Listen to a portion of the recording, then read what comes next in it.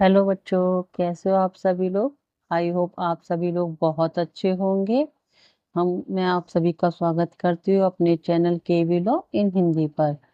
आज हम अपना question number 8 ITA and cyber law का देखेंगे। तो चलिए स्टार्ट करते हैं। इंटरनेट के प्रयोग ने किस तरह से अभिव्यक्ति की स्वतंत्रता को प्रभावित किया है, और क्या इंटरनेट तक पहुंच अभिव्यक्ति की स्वतंत्रता का भाग है? ये हमारा क्वेश्चन है। तो सबसे पहले हम देखते हैं कि इंटरनेट पर अभिव्यक्ति की स्वतंत्रता। आप लोगों को पता होगा कि जो अभिव्यक्ति की स्वतंत्रता है वो अनुच्छेद 19 में दी गई है। ये हमारे मौलिक अधिकार में से एक है, जो पहले नहीं था लेकिन बाद में से जोड़ा गया है। आज का एक यु- आज का युग तकनीकी का युग है, जहां हमारी पीढ़ी तकनीकी उछाल का अनुभव कर रही है, और जहां रचनात्मक आलोचना और घृणास्पद भाषण के बीच की बारीक रेखाएं विलीन होने लगी हैं। डिजिटल युग अपने साथ अनगिनत अनगिनत लाभ लेकर आया है, लेकिन इसमें समस्याएं भी हैं। अब किसी चीज के प्रॉफिट है तो उसके लॉसेस भी होते हैं। तो ये इसी से डिजिटल समुद्र में किसी की निजता का हनन किए बिना जवाबदेही और पता लगाने की क्षमता जैसे मुद्दों को विभिन्न देश कई कानूनों के माध्यम से हल करने की कोशिश कर रहे हैं, जिनमें डिजिटल साइबर स्पेस की विनियमित करने के उद्देश्य से कृत्रिम बुद्धिमत्ता और उपकरणों का उपयोग भी शामिल है। मैंने इसमें एक कोट डाला है मलाला यूसुफजई का। हमें अपनी आवाज का महत्व तब पता चलता है जब हमें चुप करा दिया जाता है। सिंपल सा है कि जब हमें बोलने नहीं दिया जाता है तो हमारे भावना और हमारे ज्ञान और जो हम फील करते हैं वो हम एक्सप्रेस नहीं कर पाते। हमें कोई तकलीफ है, किसी चीज से हमें परेशानी हो रही है, जब तक हम किसी को बताएंगे नहीं तब तक उसका कोई सॉल्यूशन नहीं निकल सकता है। तो इसीलिए अभिव्यक्ति जरूरी है, क्योंकि भारत एक लोकतांत्रिक देश है। यहाँ वोटों के द्वारा ही हम अपना नेता चुनते हैं, जो हमारे देश को चलाता है। हम उसे अधिकार देते हैं कि वो हमारे लिए अच्छे काम करे, हमारे देश को विकास की तरफ लेके जाए।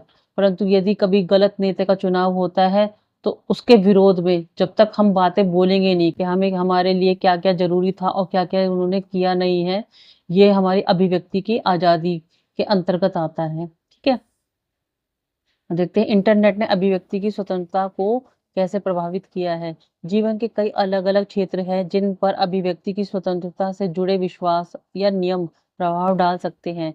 इनमें कुछ विषयों पर अपने विचारों के कारण विश्वविद्यालयों में बोलने पर प्रतिबंध लगाने से लेकर मानवाधिकारों का गंभीर हनन तक शामिल हो सकता है। इंटरनेट ने हमें एक वैश्विक मंच दिया है, दुनिया भर के लोगों के साथ तुरंत संवाद करने का एक जरिया भी दिया है। भारतीय संविधान के अनुच्छेद 19 के तहत हमें भाषण और अभिव्यक्ति की स्वतंत्रता, शांतिपूर्वक सभा करने की स्वतंत्रता, संघ बनाने की स्वतंत्रता और भारत में कहीं भी आने जाने की स्वतंत्रता, भारत के किसी भी क्षेत्र में निवास करने की, बसने की तथा कोई भी पेशा व व्यवसाय करने की स्वतंत्रता शामिल है। इंटरनेट उन लोगों के लिए एक शक्तिशाली वैश्विक मंच भी प्रदान करता है जो किसी न किसी रूप में अतिवादी विचार रखते हैं। कुछ वेबसाइटें नस्लवाद और लैंगिक भेदभाव को बढ़ावा देती हैं, तो कुछ वेबसाइट आत्मक्षति, खान पान संबंधी विकारों, यहाँ तक कि आत्महत्या को भी बढ़ावा देती हैं। कुछ लोगों ने इंटरनेट को आतंकवाद और उग्रवाद का बढ़ावा देने के लिए भी दोषी ठहराया है, क्योंकि यह लोगों को उग्रवादी विचारों को बढ़ावा देने और आतंकवादी हमलों की योजना बनाने का जरिया प्रदान करता है। तो इंटरनेट पे आपने देखा होगा बहुत सारे ऐसी चीजें होती हैं जिससे लोग प्रवोक होते हैं। ठीक है, अगर किसी एक इंसान ने गलत कोई बात बोली है, बिना फैक्ट जाने हम लोग उसको फॉलो करने लग जाते हैं, उसकी बातों पे ट्रस्ट करने लगते, जब तक हमारा खुद का नजरिया उस इंसान के लिए दोनों पक्षों की तरफ से सोचने का नहीं होगा, तब तक हम लोग इसी तरीके से प्रवोक होते रहेंगे। तो यही है, आतंकवादी लोग होते हैं वो यही करते हैं, सबसे पहले लोगों के माइंड वॉश करते हैं, जिससे लोग सिर्फ वही सच मानते हैं जो वो लोग कह रहे होते हैं। ठीक है, इसी वजह से आतंकवाद बढ़ता जा रहा है, और आतंकवाद के साथ साथ आम आदमी भी इन चीजों की चपेट में आता है। वो उन चीजों को, अगर उसने 10 बार कोई एक चीज सुन ली है तो वो उस पर ट्रस्ट करने लग जाता है, उसको पे यकीन करने लग जाता है। वो खुद का अपना निर्णय लेना भूल जाता है कि वो खुद क्या चाहता है, या खुद उसने देखा है ये सही है या नहीं है। तो इसीलिए सोशल मीडिया, डिजिटल एरिया जो भी है, वो उस पर हमें दोनों पक्षों की तरफ से सोचना पड़ेगा कि क्या दिखाया गया है, अगर वो दिखाया गया है तो उसमें कितनी सच्चाई है, कितनी नहीं है। हमें किसी की बात पर तुरंत ही विश्वास नहीं करना चाहिए। ठीक है। अब देखते हैं, इसमें बहुत बहुत इंपॉर्टेंट है, ये very very very important cases है। ये आईटी साइबर लॉ के अंदर भी आता है और ये कॉन्स्टिट्यूशन के अंतर्गत भी आता है, क्योंकि यह महाराष्ट्र से बिलोंग करता है केस। शेयर सिंगल बनाम भारत संघ। शेयर सिंगल बनाम भारत संघ 2015 का मामला सूचना प्रौद्योगिकी अधिनियम 2000 की धारा 66A की संवैधानिकता से संबंधित है। 66A में ये दिया गया है आईटी एक्ट के अंदर कि हमारी जो अभिव्यक्ति है उस पे रिस्ट्रिक्शन लगाने का उसमें दिया गया था कि हमें कितना बोलना है कितना नहीं। लेकिन जब तक हम सही बात बोल रहे हैं तब तक उस पर कोई रिस्ट्रिक्शन नहीं है, कोई प्रतिबंध नहीं है। लेकिन अगर हमने किसी सामने वाले इंसान के लिए कुछ गलत बोला है, अभद्र बोला है, जो कि सही नहीं है, सिर्फ हम अपने पॉइंट ऑफ व्यू से देख रहे हैं, तो उस पर रोक लगाना जरूरी हो जाता है। इस प्रावधान ने संचार सेवाओं के माध्यम से आपत्तिजनक संदेश भेजने को अपराध घोषित कर दिया था, जिसकी व्यापक परिभाषा दी गई थी।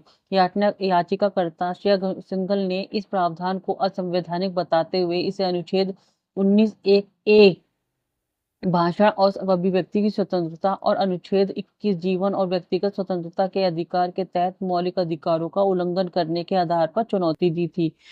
इसमें क्या निर्णय आया था वो देखते हैं। सुप्रीम कोर्ट का निर्णय था कि कोर्ट ने माना धारा 66A अत्यधिक व्यापक और अस्पष्ट है। दूसरा, आपत्तिजनक शब्द की कोई भी निश्चित परिभाषा नहीं है जिससे नागरिकों का मौलिक अधिकार प्रभावित होता है। इस धारा का इस्तेमाल लोकतांत्रिक अधिकारों को दबाने, नागरिकों की स्वतंत्रता को सीमित करने के लिए किया जा सकता है। इसीलिए सुप्रीम कोर्ट ने धारा 66A को असंवैधानिक और शून्य घोषित कर दिया गया था। ठीक है। इस केस के बाद में जो आईटी एक्ट के अंदर 66A है उसे निलंबित कर दिया गया था। ठीक है। अब इसका महत्व है केस का कि इस फैसले से इंटरनेट पर अभिव्यक्ति की स्वतंत्रता को मजबूती मिली, नागरिकों को मनमानी गिरफ्तारी से सुरक्षा मिली। यह केस भारत में डिजिटल अधिकारों और ऑनलाइन के फ्री स्पीच और ऐतिहासिक मील का पत्थर माना जाता है। तो अब इसका निष्कर्ष देखते हैं कि इंटरनेट अभिव्यक्ति की स्वतंत्रता पर जबरदस्त प्रभाव डाला है।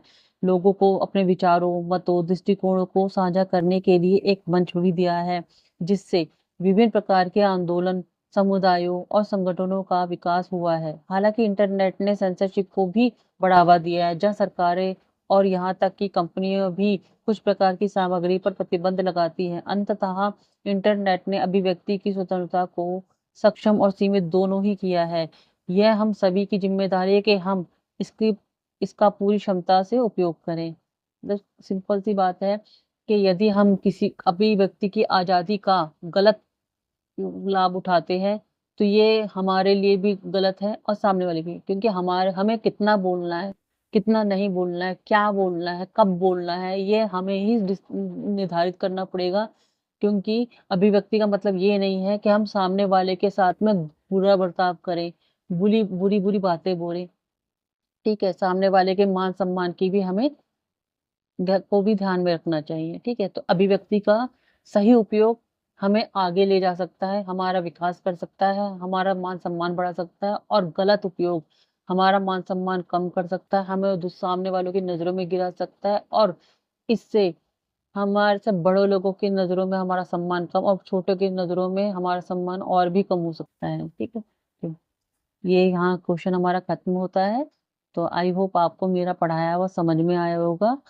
तो आप मेरे चैनल को लाइक कर सकते हैं, सब्सक्राइब कर सकते हैं, और अपने दोस्तों के साथ शेयर कर सकते हैं। ये पीडीएफ मैं टेलीग्राम पे डालती हूँ, तो अगर आपको लगता है कि आपको पीडीएफ चाहिए तो आप टेलीग्राम से ले सकते हैं। मैं उसका लिंक आपको वीडियो में दे दूंगी। धन्यवाद। राधे राधे।